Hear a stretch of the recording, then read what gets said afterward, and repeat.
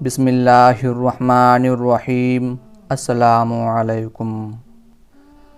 8 ہجری میں حضور صلی اللہ علیہ وآلہ وسلم غزوہ حنین سے فارغ ہو کر واپس تشریف لا رہے تھے کہ راستے میں ایک مقام پر نماز کا وقت آ گیا۔ حضور صلی اللہ علیہ وآلہ وسلم نے اپنے مؤذن کو اذان دینے کا حکم دیا۔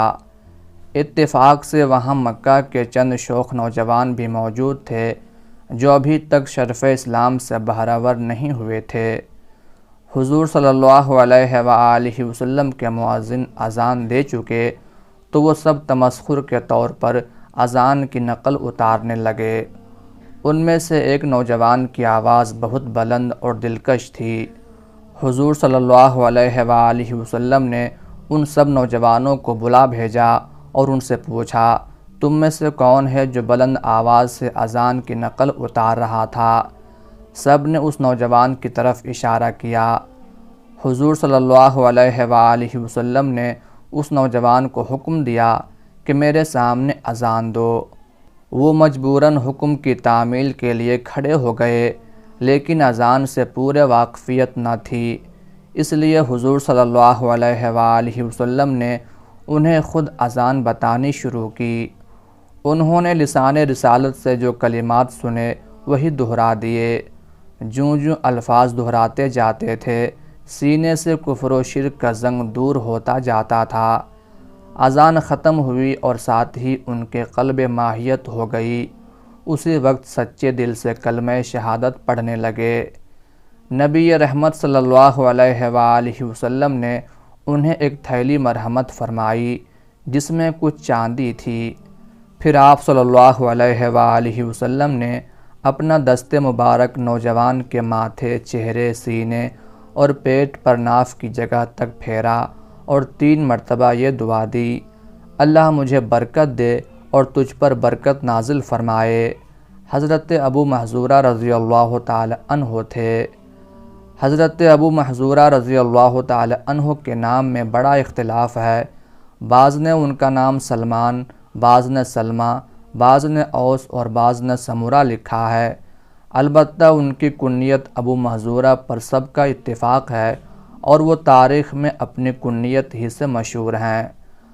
ابو محذورہ مکہ کے ان خوشباش نوجوانوں میں سے تھے جنہوں نے دعوت توحید کی طرف کبھی توجہ ہی نہیں کی تھی، یہاں تک کہ مکہ پر اہل حق کا استیلا بھی انہیں راہ راست پر نہ لا سکا تھا۔ تاہم نبی رحمت صلی اللہ علیہ وآلہ وسلم کی شان رحمت تھی کہ آپ نے تقریباً سبھی اہل مکہ کو یہ کہہ کر معاف فرما دیا کہ جاؤ آج تم سے کوئی مواخذہ نہیں ہے۔ جو لوگ اس وقت حضور صلی اللہ علیہ وآلہ وسلم کے لطف و کرم سے مستفیض ہوئے وہ طلقاء کہلاتے ہیں۔ حضور صلی اللہ علیہ وآلہ وسلم مکہ سے حنین کی طرف تشریف لے گئے تو آپ صلی اللہ علیہ وآلہ وسلم کے ساتھ ایک خاصی بڑی تعداد طلقاء کی بھی تھی۔ ان میں حضرت ابو محذورہ رضی اللہ تعالی عنہ اور ان کے 9 یار دوست بھی شامل تھے۔ حضور صلی اللہ علیہ وآلہ وسلم نے غزوہ حنین سے فارغ ہو کر واپسی سفر کا آغاز فرمایا تو راستے میں وہ واقعہ پیش آیا جس کا ذکر اوپر آیا ہے۔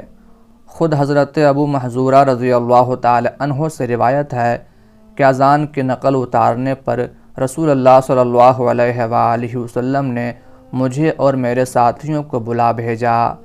جب آپ صلی اللہ علیہ وآلہ وسلم نے پوچھا کہ تم میں وہ کون ہے جس کی آواز بلند تھی تو سب نے میری طرف اشارہ کر دیا۔ چنانچہ حضور صلی اللہ علیہ وآلہ وسلم نے اور سب کو تو چھوڑنے کا حکم دے دیا اور مجھے روک لیا۔ پھر آپ صلی اللہ علیہ وآلہ وسلم نے مجھ سے مخاطب ہو کر فرمایا کہ کھڑے ہو جاؤ اور پھر اذان دو۔ اس وقت میرا یہ حال تھا کہ رسول اللہ صلی اللہ علیہ وآلہ وسلم سے اور آپ صلی اللہ علیہ وآلہ وسلم نے جس اذان دینے کا حکم دیا تھا اس سے زیادہ مکروہ اور مبغوض میرے نزدیک کوئی شے نہیں تھی۔ طوعاً و کرہاً میں حکم کی تعمیل کے لیے کھڑا ہو گیا۔